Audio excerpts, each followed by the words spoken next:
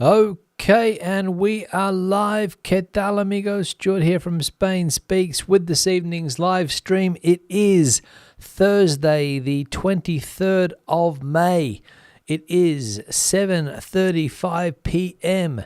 And as usual, we'll go through some of the main stories that have caught my attention in the press today here in Spain. We'll also look at some comments that have been left on the channel in recent times too. Comments that have been left by viewers. Always interesting to go into the comment section and check out what is happening there. And then in the second half of this evening's live stream, we'll go into the chat section, which I have here on the screen, and we'll check out what is happening in that chat section. So if you're watching this evening in the chat section, say hello, or even after the live stream, if you watch the repeat, say hello in the comment section. Do me a favor. Now, we're going to look straight at the news. The first story today, bad news for the government, as they don't seem to be able to get some of their laws approved. And this one here today, they withdrew at the last moment the land law, the new land law, due to a lack of support a few hours before the start of the campaign for the European elections on June the 9th.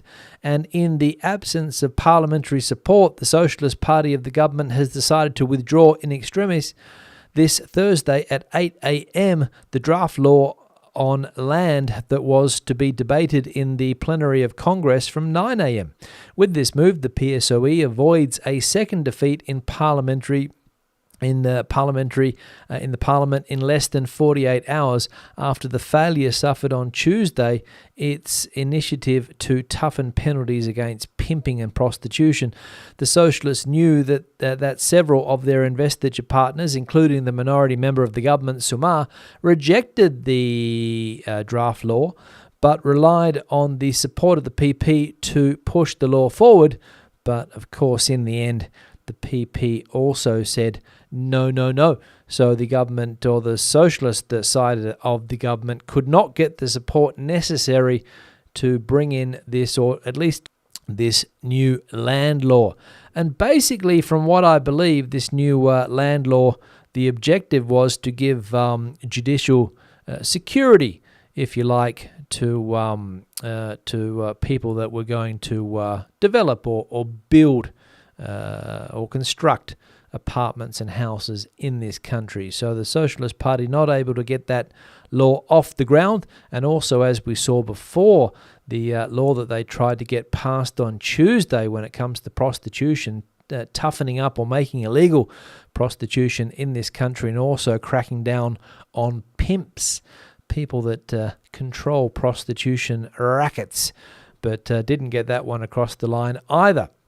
So a bad start for the government, or at least it has been more or less successful, I would say, up until now, but not going so well this year, 2024, is the coalition government. Not easy to get people on board with these laws. Second piece of news here, and Yolanda Díaz has created controversy with a tweet or a message on X yesterday, I think it was, and today the Israeli ambassador blasted Yolanda Díaz for using Hamas's slogan to incite the destruction of her country.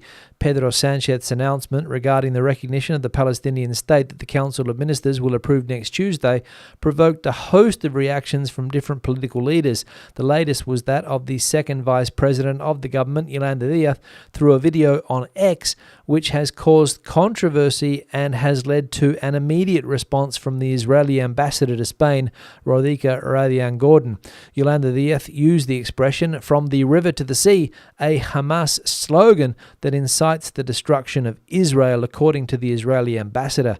Our total repudiation of Yolanda Díaz's statements using the Hamas slogan. This expression is a clear call for the elimination of Israel, fomenting hatred and violence, said Rodica Radian-Gordon on the same social network X.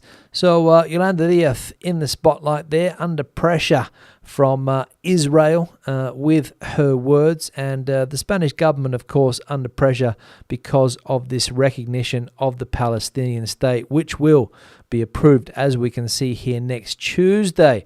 And I think 2 or 3 other countries also joining Spain in the recognition of Palestine, Israel and Norway, joining quite a few countries that do indeed recognize the state of Palestine, even though there's not really a state there. If one day there is a state, then they will get the support of those countries. And I think the majority of countries in the world do support the Palestinian state, or at least the concept of a Palestinian state. But we're not going to go into that too much here today. Last piece of news, and hotel prices have risen 4% in April, the smallest increase after post-pandemic escalation. Hotel prices in Spain rose 4% in April, the lowest increase since the post-pandemic rate hike began, according to data from the National Statistics Institute. This moderation in prices comes in a month in which hotel occupancy fell by 3.2% compared to last year due to the different timing of Easter. During this year and a half, the sector increased its prices to compensate for previous sharp falls and in response to the strength of demand, which has fallen this April. Hotel rates have accumulated 35 consecutive months of increases. And anyone who has stayed in a hotel in Spain in recent times will know that it can be an expensive experience. I've stayed in a couple recently, and I think, although I'm not really complaining about the prices because it did seem reasonable, the price that I paid, but of course I'm going there in off-peak times. But try getting a hotel in the center of Madrid, in the center of Barcelona, in one of the popular coastal resorts, and you will know that it can be an expensive thing indeed to get a hotel room in a prime position here in Spain after those, 35 consecutive months of increases. And of course in April, only up 4%. Now into the comment section. First one here from Juan. Spanish companies are in Argentina because they make profits there. Pedro Sanchez's hurt feelings are of little concern to corporations. If Milei is successful in improving Argentina's economy, the corporations will be beating a path to the Casa Rosada, presidential palace in Buenos Aires. Diplomats are a waste of people's money, says Juan. Thanks for that, Juan. And you're right, businesses are there to make money. They don't really care who is in power as long as the conditions are there for those companies to make money. And we saw Mr. Milei in Spain, I think it was at the weekend, was it last weekend, on a private trip, which has been announced today by Argentina. It wasn't a public trip, a state visit. It was a private visit, they are saying, which I think we all knew. And he met with Spanish companies in order to try to get them to either invest more in Argentina or to invest in Argentina. And Spain is the second country when it comes to investments in that country, behind the United States, of course. So, we'll see what happens with Mr. Milei and his policies, if they are successful or not, or whether the Argentinian population will stand up and start a revolution with what Mr. Milei is doing down there, because people sometimes are impatient to see if good will come, or whether if they're not willing to suffer before that prosperity comes to Argentina, if it ever does come to Argentina after so many decades of bad government and terrible economic policies in that country. Let's be honest. Another one here from Jay Pfeiffer. Calling Milei a thug, does that make you a lefty then? I wonder. I thought about moving to Spain, but I don't want to hang out with such a bunch of socialists. Enough of them in Germany already. Guess I take my hard-earned money elsewhere, says Jay Pfeiffer. Now, I didn't call Milei a thug. I just read somebody's comment who called Milei a thug. And, of course, I get accused of calling Milei a thug. Just goes to show how ignorant some people can be with what they want to understand. So if somebody reads a comment from somebody else, it doesn't necessarily mean that it is that person's opinion. It is the opinion of the person leaving the comment, as we saw this one here before from Juan. His opinion, not mine. I'm just repeating it. So thank you very much, Jay Pfeiffer, for that. But again, go back, listen, and try to work out what I actually say, and maybe not what somebody else says on the channel. Thanks for your time. Another one here from Ed McF1. The VAT scheme or refund scheme is because you are buying something and export it from the EU. It counts as an export, and so it is not subject to VAT. The UK scrapped this scheme when it left the EU, which has been said to have damaged London as a shopping destination for foreigners, as they pay £6 for every £5 on the pre-VAT retail price on a £60,000 diamond ring. That's £10,000. So there we go. According to Ed, again, according to Ed, not me, Jay, we can see here that the VAT refund scheme, perhaps not a good idea to scrap it for when it comes to shopping in London.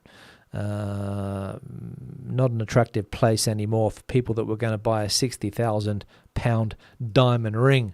And let's be honest, plenty of people out there that can afford to buy that type of diamond ring for 60,000 quid. Not me, but if you ever go to London, you can see a lot of money in that city. People that have cash to burn, if you like. And the refund scheme, which somebody brought up the other day, saying that it was ridiculous. Again, their words, not mine, Jay.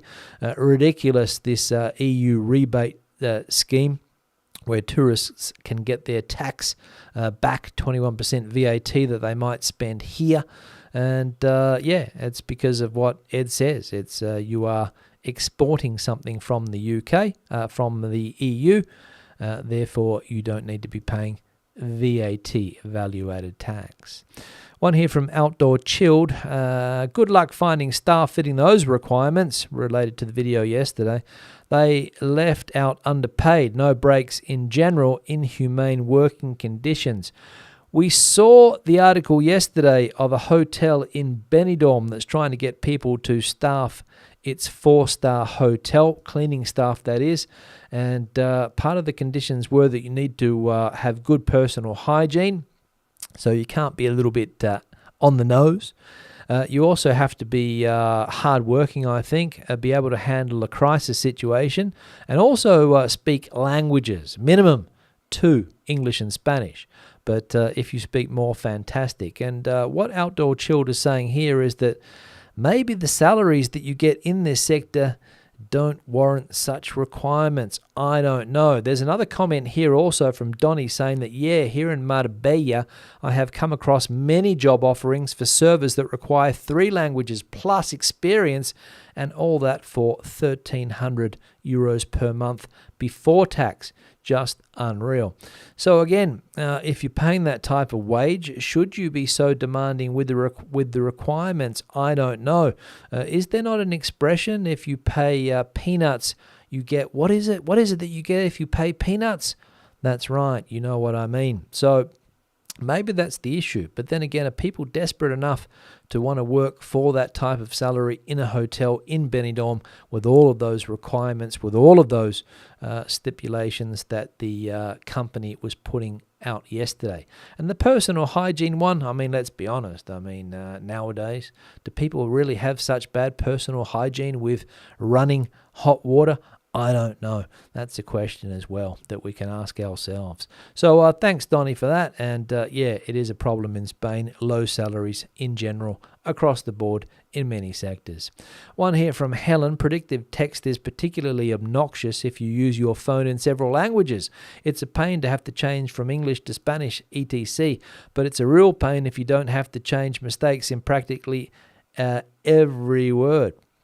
Yeah, the predictive text pointed out here by Helen, which often changes words. And if you are a person that has the dual language keyboard, for example, I have two set up here on my computer here and on my phone, Spanish and English, and quite often it changes without me realizing. And I go to type in a word and it doesn't get recognized, and then I realize that it's in Spanish or vice versa in English and not recognizing the Spanish word. So it can be a bit of a pain, and sometimes you can get your words mixed up. And that's one of the reasons. Somebody else also pointed out that maybe people have eyesight problems. They can't really see the small screen, don't know what they're writing, but send off the comment anyway. But again, a little bit risky to do that, because you never know who you might send off a message to. You never know who you might send off a comment to, or what that comment is about, or whether you have expressed yourself clearly enough in the written form of the English language to make yourself understood by the person or perhaps thousands of people that are reading it, which is the case of some of the comments on this channel. Because if you get around 10,000 people watching a video, how many people are looking in the comment section, and how many people are seeing the poorly written text? One here, and the final comment here from user, speaking of endives and vegetables, could someone please explain why Spanish foods are devoid of vegetables? Good question, user, and this is a question that my mother has often posed. In Spain, you don't really see many vegetables on your plate when you order a dish at a restaurant, that is. At home, you can cook whatever you want. If you want to cook your broccoli, if you want to cook your beans, if you green beans, that is, if you want to cook your Brussels sprouts, if you want to cook a bit of pumpkin, your potatoes, all of those things, no problem at home. But when you go to a restaurant, you don't get your meat and three veg, which is typical from where I come from, for example, or at least a side of greens, if you like, a side of vegetables. You don't really get that here when you order a dish. If you order a fish dish, you might get some type of potato ensemble on your plate. You might get chips. You might get what they call here patatas a lo pobre. You might, if you order steak, you're going to get chips, if you're lucky. The majority of times you'll get chips included. Sometimes they're good chips, sometimes they're bad, but you get chips, but you don't get many other vegetables on your plate. I have seen in some restaurants that did do like a steamed vegetable, but very rare, very rare. Salads, yes, you'll get salads plenty of times when you go into a restaurant as a choice, but you won't really get many green vegetables on your plate. You won't get many other fresh vegetables on your plate, or at least that's been my experience ordering a la carte. Maybe if you get in the menú del día, you might get some green beans with a little bit of ham thrown in, mixed up. You might get some peas, but ordering a la carte, not that easy, I have found. And this person here also pointing out that don't get a lot of vegetables when you eat out. But again, Spanish supermarkets, plenty of vegetables available, but restaurants, for whatever reason, it doesn't seem to form part of the cuisine in that sense, in the same way that we perhaps look at a restaurant meal. So, for example, in Australia, you would go to a restaurant, choose let's say a steak, and you'd probably get a choice of different things you could order, or you could order some different sides, and you have an option normally of fresh vegetables. But here, for whatever reason, doesn't seem to be the case. But if you think differently, please let me know. Now into the chat section I'm going to go in just a moment. Before I do that, I'm going to change the backdrop pic. This one here was sent in by Lada, who sent me an email yesterday or the day before with some photos, also telling me about her love of Spain, her and her family's love of Spain, especially the south of Spain, where this picture is taken here. This is in Almeria, at very close to a town called San Jose. Now, I think this beach is called, from what Lara told me, Los Genoveses, down there in Almeria, next to a nudist beach, I think. If this one is not the nudist beach, but some nudist beaches down there in Almeria, of course. So a lovely photo sent in by Lada from the Czech Republic, who's also a valued member of the channel. So thanks, Lada, for sending that one through. Now, if you've got a similar picture that you would like to see on the backdrop, the email address is this one here on the screen now, spainspeaks@gmail.com. Feel free to send your pictures through, as Lada has done, as many people have done over the last couple of weeks or so. I now have an abundance of photos to show, but feel free to send them through, or any other information that you have. Email address spainspeaks@gmail.com. Anything that you would like to bring to my attention. Now, the like icon also on the screen. If you haven't hit it yet, please do so. Just below the video, you'll find the like icon. We're currently sitting at 62. So if you hit the like icon now, we might get up to 100 today. 100 today if we are lucky with the like button and people hitting it. Also, people that have supported the channel in recent times, I'm grateful for that, or greatly appreciated, I should say. Super thanks option on YouTube, super chat option also in the live streams, buying me a coffee, patrons on Patreon. Thank you very much for that support, and also channel members in recent times, if I can find it. There it is. Channel members who have joined the YouTube channel in recent times. Thank you very much for that support. And I'm just going to put this icon up here because I've just realized that I've got it. The subscribe button and the notifications button. Turn those on if you want to know every time I post a video or a live stream is about to go out. Turn those on. Just below the video also, next to the like button, you will find it. Now into the chat section I'm going to go. Let me open it up. Let's have a look here. James is the first person that I can see, with Kathy coming in from Worcester, soon in Spain, soon back in Spain, coming in from a cloudy Worcester. Looking forward to next week, sunshine again, and the road trip driving through Spain. Hope all goes well with that, guys. Have a safe trip. Barbara, valued member, coming in, 24 degrees today there at the Playa Flamenca. Jonathan coming in from New York, still working remotely, helping his mother out. Thanks for being in the chat today, Jonathan, and also for supporting the channel. And hope all goes well there in New York, and hope your mother's doing well. Erica coming in, can't make it tonight, working till 9. Wishing everyone a nice evening from a mild terraza. Uncle Al, a.k.a. Tio Al, a.k.a. Alan, is still in San Diego, where I tell you what, that weather's really put me off San Diego. Every time Al is in the chat, it's around 16, 17 degrees. I haven't seen any decent weather for months there. But flying out to Virginia Beach. Flying out to Virginia Beach is Al. Janet, valued member 2, coming in from Oxford, there in the UK, the home of the university, of course. John coming in, also a valued member from Essex in the UK, London, just on the outskirts of London, I think, is it not? Essex. Jose Antonio coming in from the Royal City. Marianne coming in from San Diego also. Perfect weather there for Marianne. Al said it was 16 degrees, which for me is not perfect, but Marianne likes it. A bit chilly for my liking. Today, perfect here.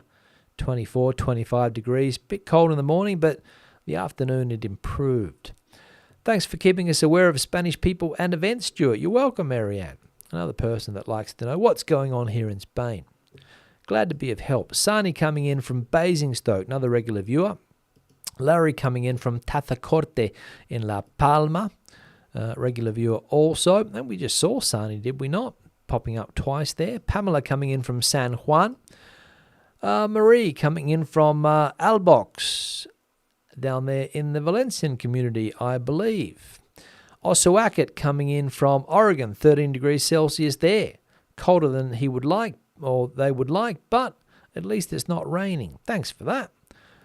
Fluttergirl, hello, I'm not. Don't know what that's about. Maybe there's a continuation to that. Sharon, I'm a backgrounder, but I do enjoy the streams. By backgrounder, do you mean lurker, Sharon? This person that sits in the background. Thanks for coming out and showing us that you are there. As many other people, I'm sure, sit there watching without putting their fingers on the keyboard and writing something in. But thanks for coming out of the background, Sharon. James saying, I keep freezing on YouTube. Yeah, interesting. I'm not sure what the story would be there. Whether there's a connection issue, there could be. Sometimes you do get connection issues. I'll just change the Wi-Fi and see. And hopefully things will pick up. Let me see. Again, I don't know why it would be freezing, because I'm only going on a very low... what's it called here? Oh, it says here I have an excellent connection. So maybe the problem's at your end, James. I'm not sure. According to this, I have an excellent connection. But if there is an issue, I'll try and fix it. Flutter Girl's back here. Yeah, watching from vacation in Amsterdam. Not in Toronto this week. Oh, that's good to see. Hope all goes well in Amsterdam. What's this one here? BTC. So it is not allowed to ask for equal rights for everyone from the river to the sea. Yeah, don't know what that exactly means, but thanks for that anyway. Andrew coming in here. Good evening, Stuart and all. I hope you are well from partly sunny London southeast. Looking forward to the live stream. 139 countries recognise Palestine, so more than a majority, I believe. Bit of a blunder. It's Ireland, not Israel. Yeah, I might have made a mistake. I think I heard myself make that mistake, Andrew, but I wasn't sure, so I didn't correct. But thanks for picking that up there. Bit of a blunder, yes. Perfect weather, not where Al is. There we go. Andrea coming in from the Algarve there in Portugal. Let him have it, Stuart says. Jonathan, thanks for that. Yeah, I get sometimes not annoyed with the comments, but people that don't really understand what you say, they go off, half-cocked, if you like, and yeah, gets a little bit annoying, especially when you read a lot of the comments, which I do. Al spent 4 days in Buenos Aires in January, fabulous steakhouses and tango shows. That is true, but take away the steak and tango from Argentina, and yeah, I don't know what else you would do in Buenos Aires if you couldn't have a decent steak and watch a tango show. I'm being a little bit cheeky there. There are plenty of things to do and see in Buenos Aires, of course, and in Argentina. I visited there many, many years ago and had a fantastic time. Wonderful people. Couldn't afford steak back in those days, so I just had to eat crumb steak, which was the cheaper option, and a litre of beer, and away I went. Fantastic. Bob coming in from Torrevieja, who is also a valued member. Sanchez needs to be careful. 2 parliamentary losses in a week. These little parties will now be, what's that one there, ennobled as they realise they hold the power to control the government. Well, I think they already do, Bob. This is the issue. So Sanchez needs to keep them on side, but he's struggling at the moment. Struggling is he. Good point, Larry. That's what I said before. They recognise the concept that if a state was formed, which I think, reading up on it earlier today, the plan initially was that, but apparently they didn't like the conditions, so they never accepted it, did Palestine, and it's been downhill really ever since, especially with a few wars thrown in where they seem to lose a lot of territory every time. So, yeah, Larry's got a point there, but again, a lot of countries do this to show support, I think, is the reason, right?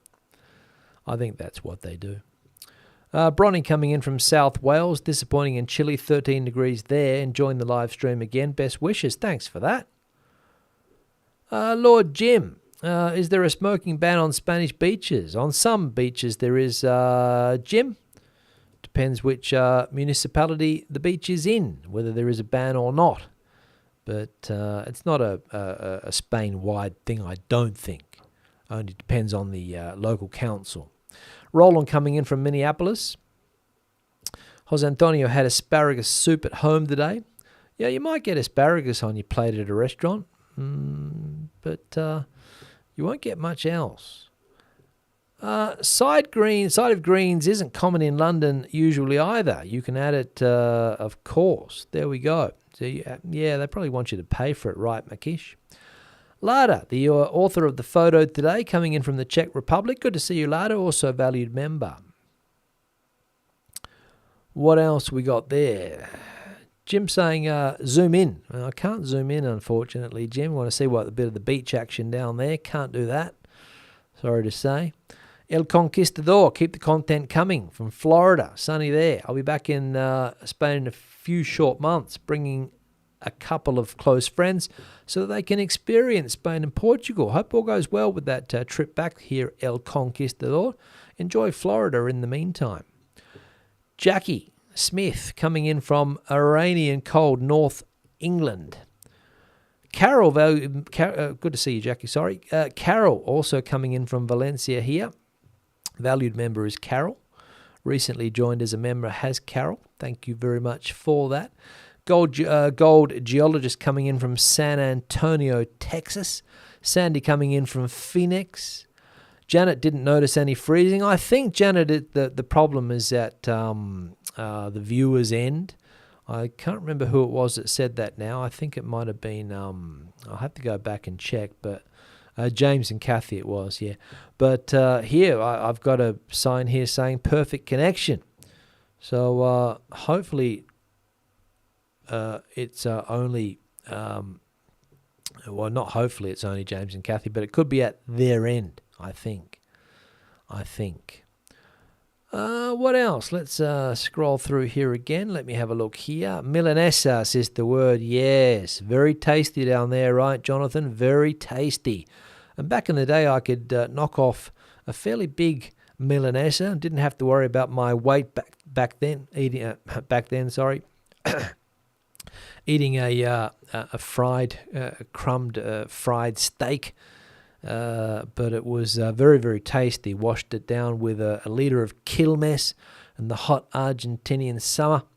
Beautiful. And I still like the Milanesa even today. Chad coming in from North Carolina. Love watching the lives. We're looking forward to moving over to Spain next year. Hope all goes well with that, Chad. Big move from North Carolina over to Spain. Now I'm going to wrap the live stream up. That's the end of the chat section as far as I can see here. Thank you very much for watching. Back again on Sunday with another live stream. Hopefully I'll have some more content out tomorrow and also on Saturday, so stay tuned for that. Don't forget to subscribe if you're not already subscribed to the channel. Also turn on that notifications button so that you get that little ding ding when the content goes out live. So do that if you can. Likes, we hit 102, so thanks for hitting the like button, and thanks for watching. I'll be back again on Sunday, as I said. Hasta luego, hasta entonces, adios, bye-bye.